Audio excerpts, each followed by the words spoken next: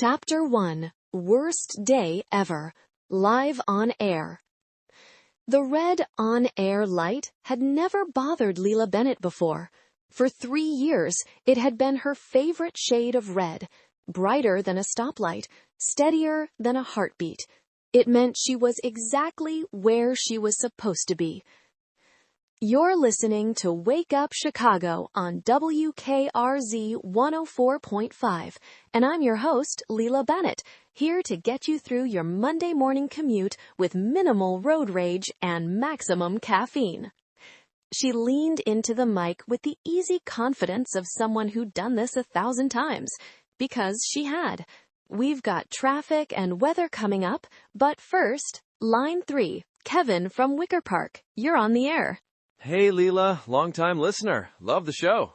Kevin, you're already my favorite caller today, and it's only 6:47. What's on your mind?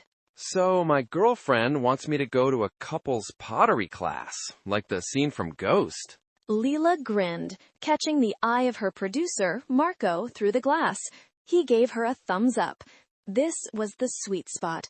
The easy, human stuff that made morning radio feel like a conversation with a friend. Kevin. She spun her chair slightly.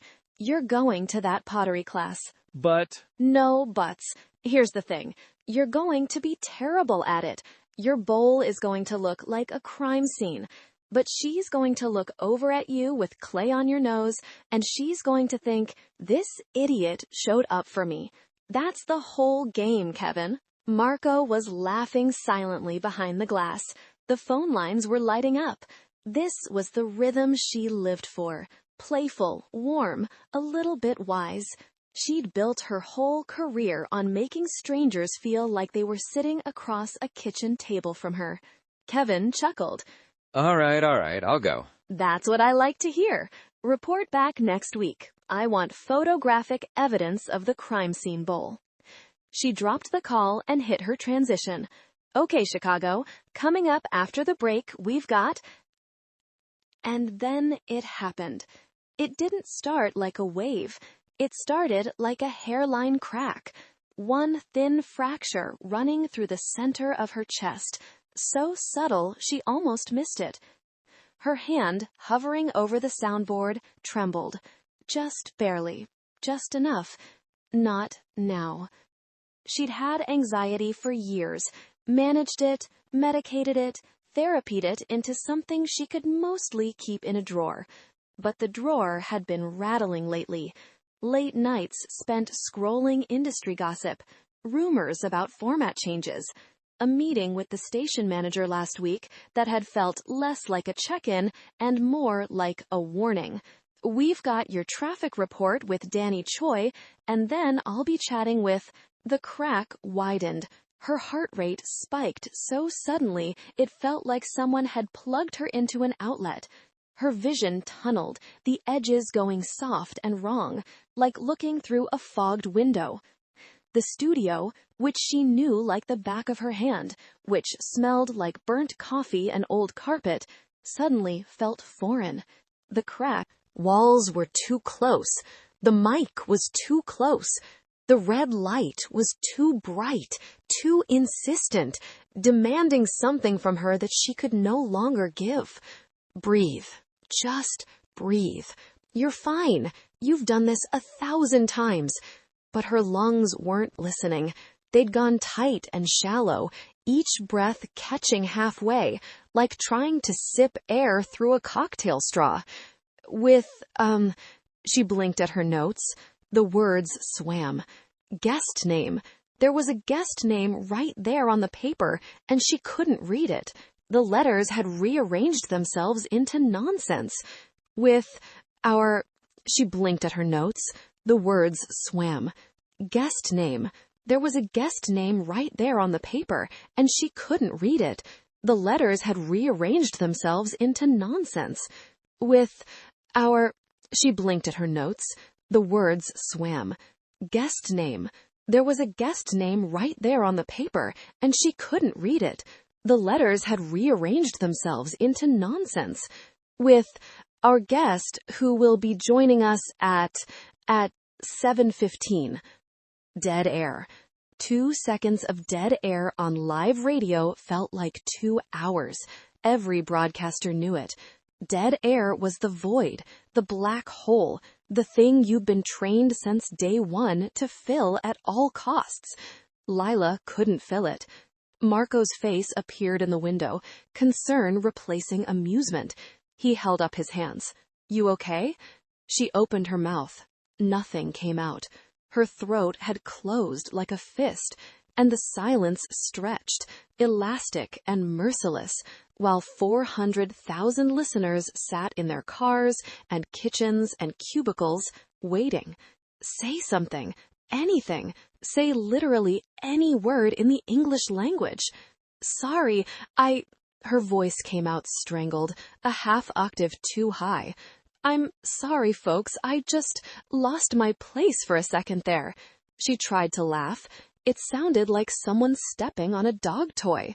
Marco was already moving. She could see him, on the other side of the glass, gesturing to the board up to cue up a song.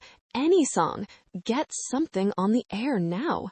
The opening bars of a Fleetwood Mac track flooded through the monitors, and Lila pulled back from the mic like it had burned her.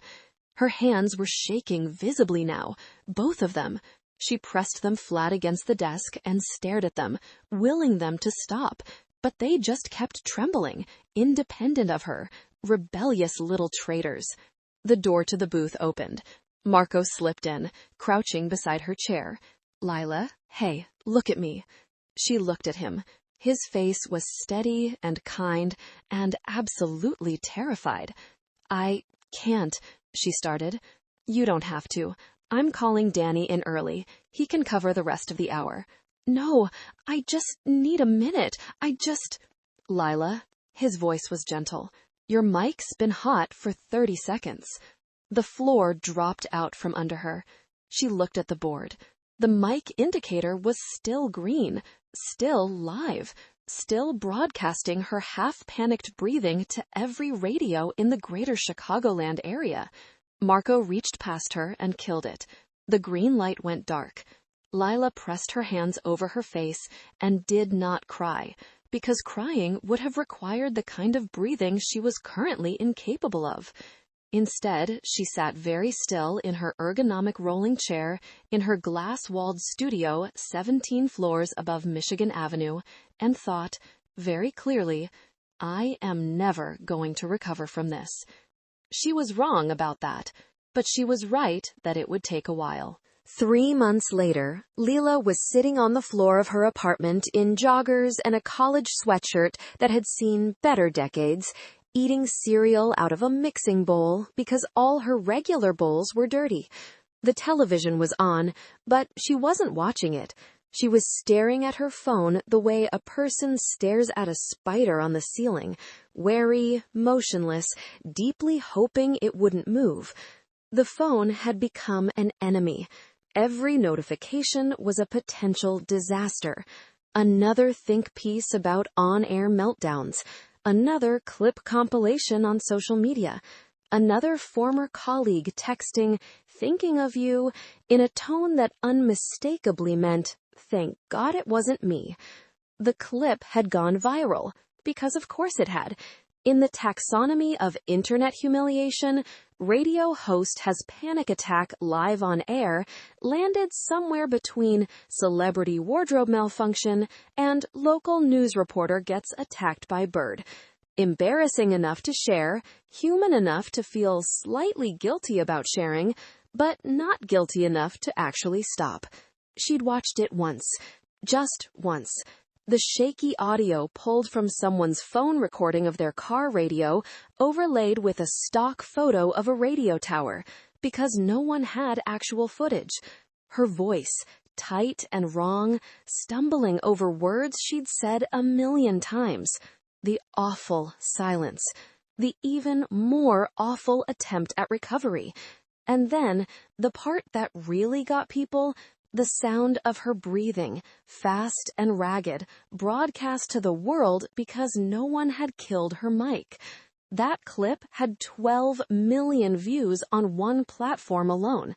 She'd stopped counting after that. The professional fallout had been swift and thorough. Her agent had initially been optimistic. Everyone loves a comeback story. We'll spin it. But the spin never materialized. Lila's brand had been built on warmth and steadiness, on being the voice that made your morning feel manageable. A very public unraveling didn't exactly reinforce that image. WKRZ had been supportive. They'd given her medical leave. They'd sent flowers. They'd also, very quietly, hired a replacement host within 3 weeks and shifted Lila's time slot to a pre-recorded segment that ran at 2 a.m. on Sundays. Her therapist said she was making progress. Her bank account said she was running out of time. The job offers that had initially trickled in, small markets, overnight shifts, podcast consulting gigs, had dried up entirely. It turned out that went viral for having a panic attack was not the kind of viral that opened doors. It was the kind that made program directors nervous. Lila dug her spoon into the cereal and watched a Fruit Loop bob in the milk like a tiny, colorful life raft. Her phone buzzed. She flinched, then looked. It was an email. She almost swiped it away, but the subject line caught her eye. Job opportunity, morning show co-host, WRLV 98.3. She stared at the letters, read them again, let them rearrange themselves in her brain like puzzle pieces clicking into a picture she didn't want to see. WRLV 98.3. Willow Creek, Virginia. Home. Her thumb hovered over the screen. She should delete it. She should delete it and go back to eating cereal on the floor and pretending she was taking a strategic career pause instead of what she was actually doing, which was hiding. She opened it. Dear Lila, my name is Diane Porter, and I'm the station manager at WRLV 98.3 in Willow Creek. I know this might come as a surprise, but I've been following your career for years, and I think you might be exactly what we need. We're launching a new morning show, and we're looking for someone with real talent, real personality, and a genuine connection to this community. I understand you grew up here. I think that matters. I won't sugarcoat it. We're a small station with a small budget, and we can't offer you Chicago money. But we can offer you a microphone, a co-host, and a town that could really use a reason to tune in. I'd love to chat if you're interested. No pressure. Warmly, Diane Porter, Station Manager, WRLV 98.3, the heart of Willow Creek. Lila read the email 3 times. Then she set the phone down, picked up her cereal, and took a very long, very deliberate bite. Willow Creek. She hadn't been back in 10 years. Not for Christmas, not for the 4th of July picnic at Hannigan Park, not for her mother's 60th birthday, which she'd celebrated via a gift basket and a 30-minute phone call that had felt like pulling teeth.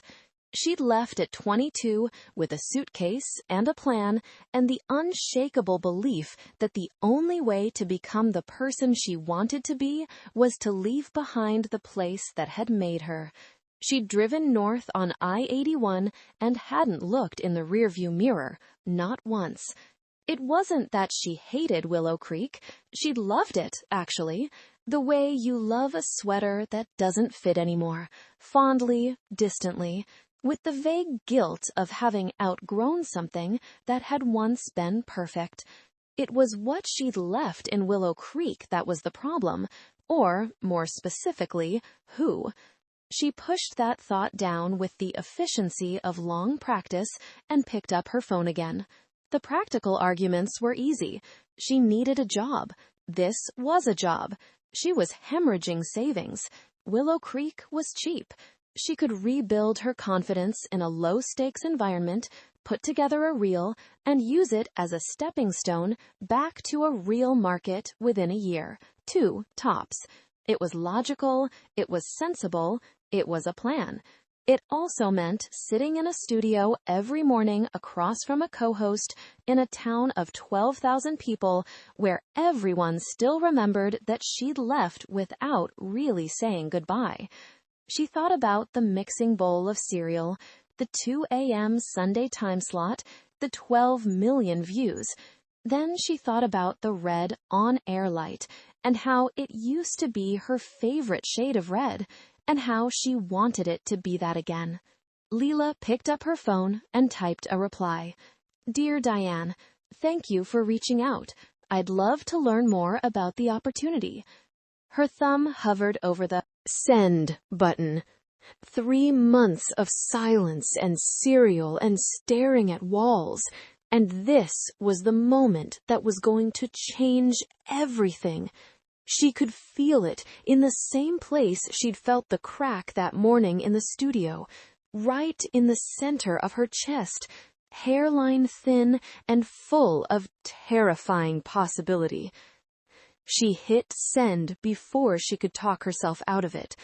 Then she set the phone down, pulled her knees to her chest, and stared at the far wall of her apartment, where a framed photo she'd never gotten around to hanging leaned against the baseboard. 2 kids, maybe 16, sitting on the tailgate of a pickup truck. The girl had wild curly hair and a grin like she owned the world. The boy beside her was mid-laugh, his shoulder pressed against hers, looking at her like she was the most interesting thing he'd ever seen. Lila looked at that photo for a long time. Then she whispered to her empty apartment, "This is going to be a disaster." She wasn't wrong about that either, but it was going to be the best kind.